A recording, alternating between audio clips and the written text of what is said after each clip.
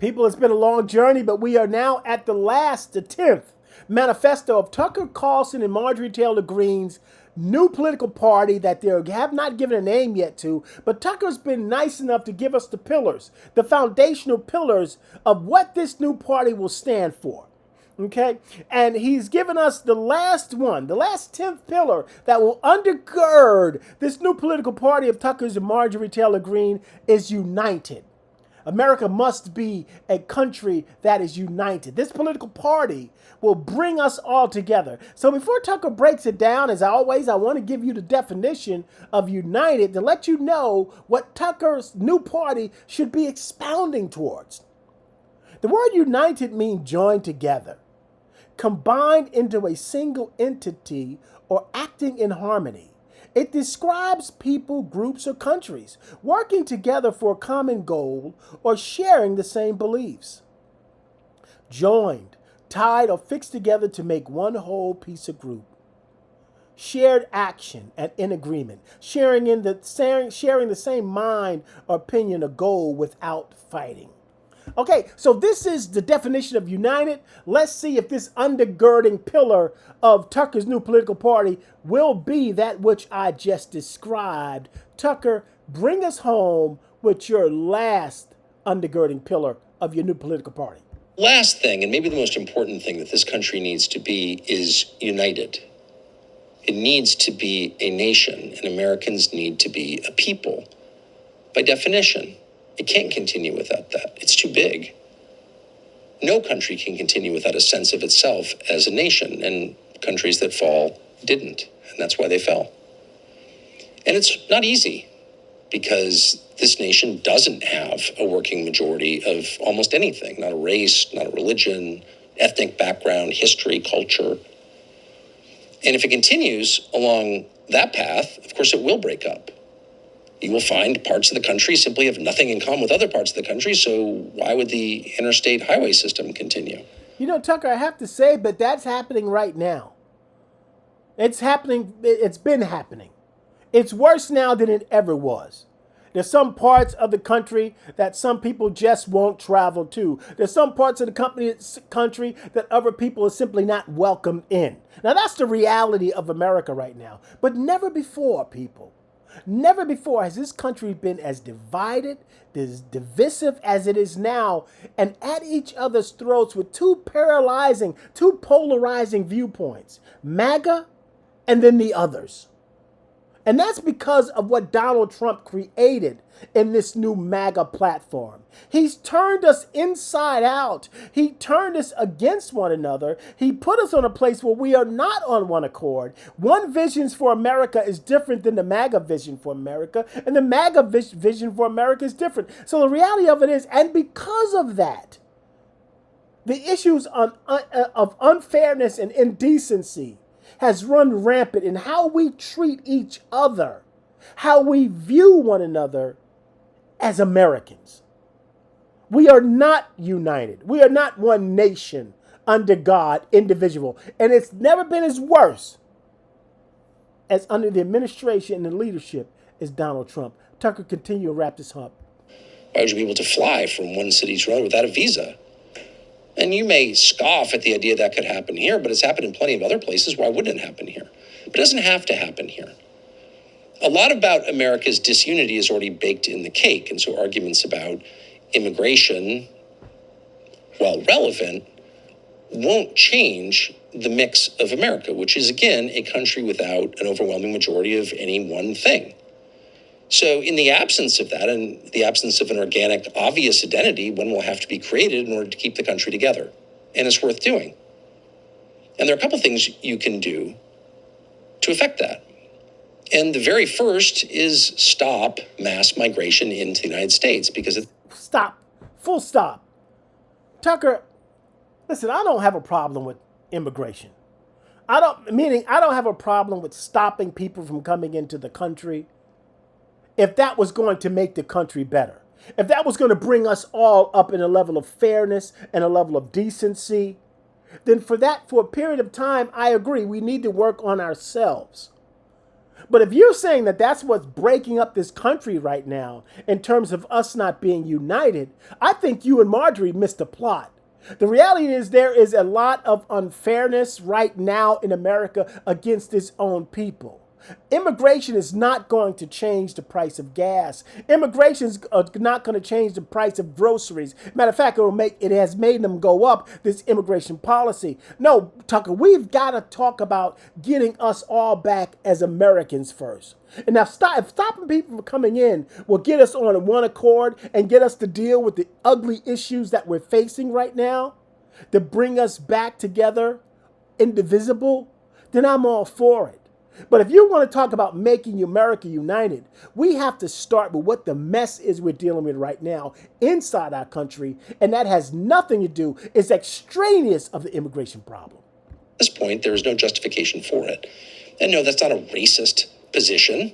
It's the position of a lot of non-white voters in the United States. But it's also a very common sense position for two reasons. One, there's been too much. It hasn't been justified by our economic needs, actually. There hasn't been a desperate need for labor, and that's why we brought in 50 million people from other countries. That's not true. An awful lot of Americans will be looking for jobs soon. So that's not real. And for another, it's been too fast. And even if every person who's come into the United States over the last 60 years was an amazing person, and a lot of them are amazing people, it would still be change at a pace that people are not wired to metabolize. I understand what you're saying about immigration. And I understand about stopping immigration. But immigration is not what's dividing America. Immigration is not what's disparaging the economic and political and racial issues that we're dealing with. That's making us disunited and divided. That's not the point. This is a MAGA whistle you're blowing, Tucker. But that's not what's not making us united. You know what's not making us united, Tucker? It's not having fair wages. It's not having a minimum wage that hasn't been changed in decades. You know what is making us not united? It's having the rich people not pay taxes while the middle class and poor do. What's making us not united, Tucker, is not having health care for all. It's not having food for those children that are hungry. For people, some people being able to afford luxuries and others basically eating dog food. These things, for Social Security to be the mess it is, these things are not making us united, Tucker. Not the immigration. Now, if stopping and closing down the border will get America to face and deal with the facts inside America that make us so divided, I'm all for it. But don't you dare blame the problems in America with the division that we're facing coming from a racist, selfish, greedy, lying, scheming, conniving person that we have as our president. Then you still are MAGA and you just don't want to come out and say it. Cannot deal with this pace of change. It makes them crazy and it uproots them. It makes them feel no connection to their neighbors or to their nation, which is not a small thing. Because when the country comes under pressure, if it defaults on its debt, for example, and there's nothing holding the people together, they will come apart. So it's a national security question, really, that you have some kind of national cohesion, some sort of shared culture.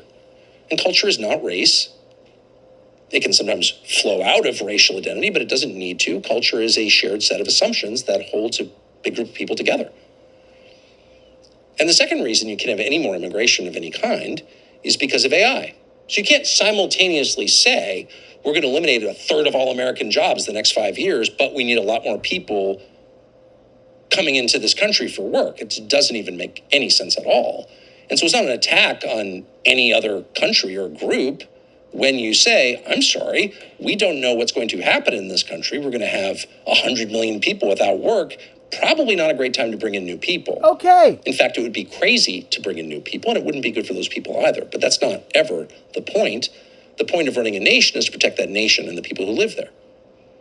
So there's no justification for any immigration into the United States of any kind until we understand the effects of AI.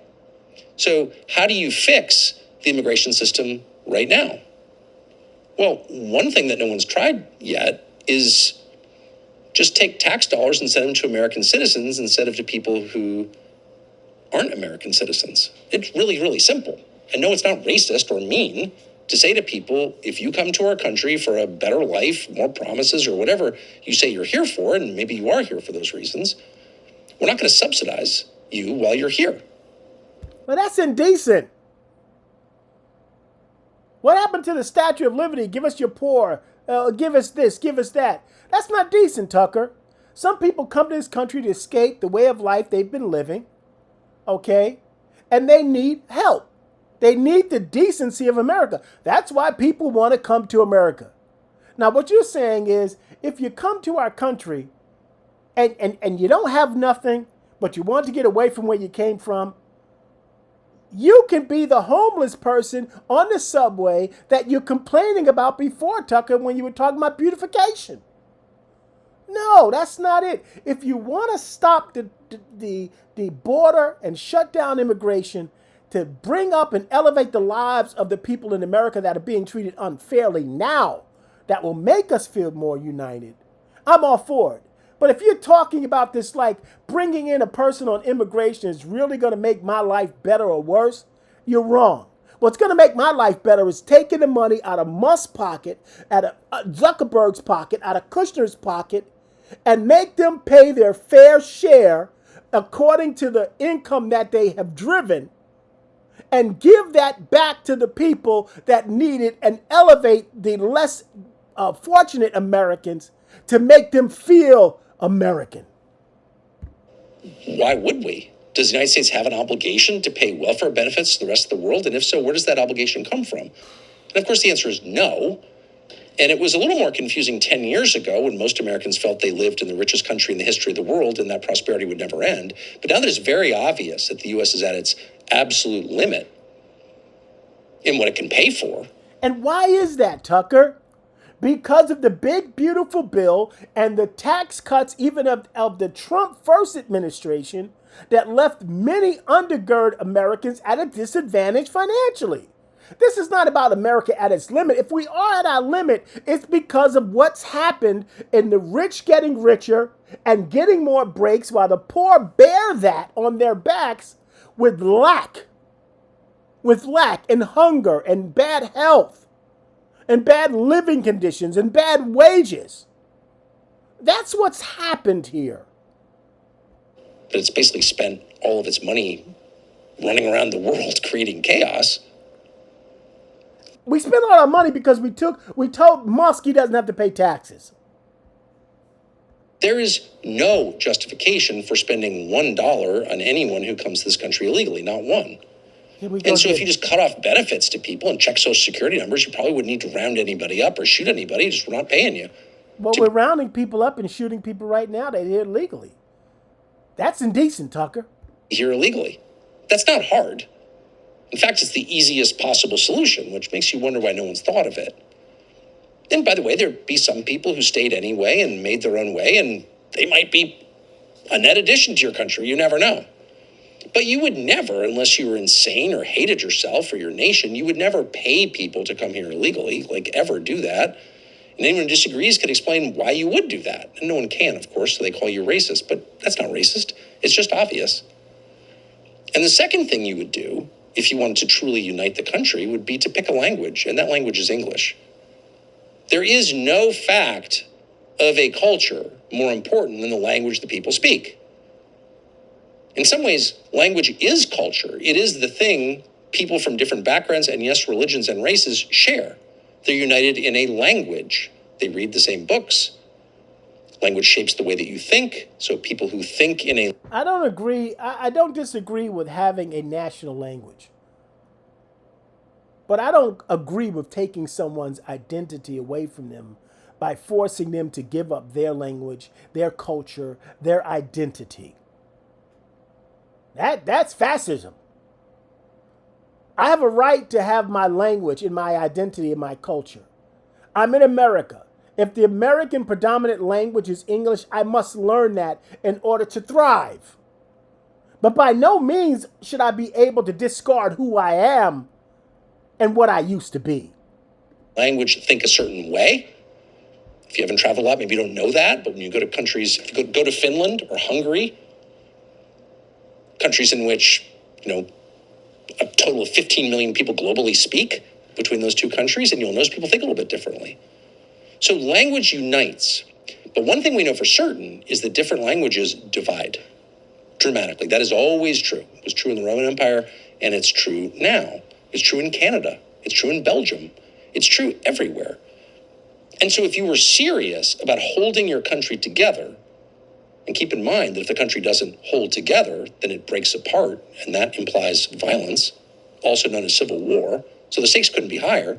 If you were serious about holding your country together, you'd be serious above all about making certain that everyone in your country spoke the same language. And I don't disagree with that, but I'm not going to take away someone's identity, and I'm not going to take away someone's culture. There's something to be had growing up learning Spanish in school.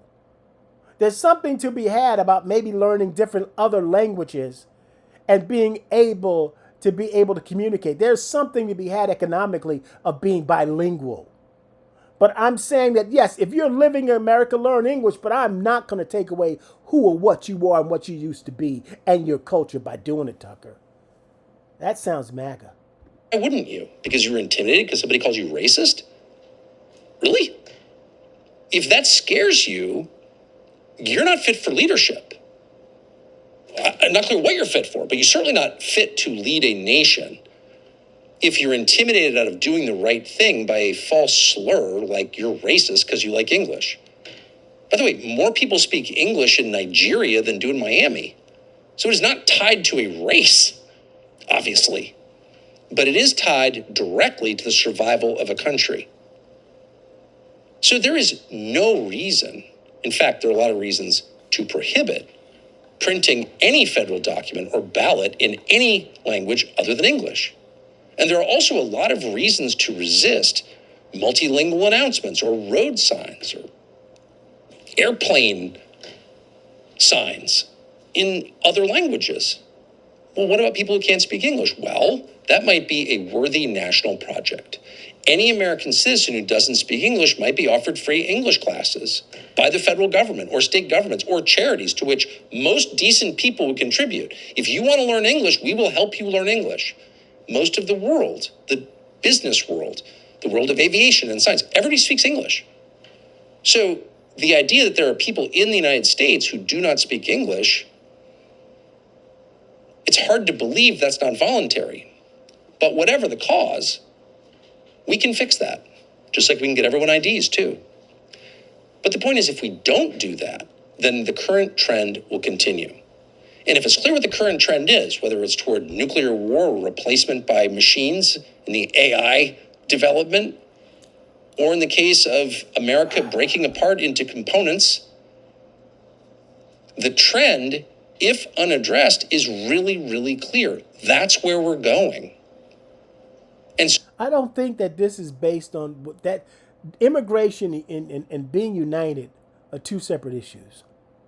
You're eliminating and you're not addressing the things that are happening to everyday Americans that keep us divided today, Tucker. You got to bring us together, not by trying to exclude other people. You got to bring us all at the table, Tucker. That's unity. somebody needs to begin work immediately on one question, which is what unites all of us?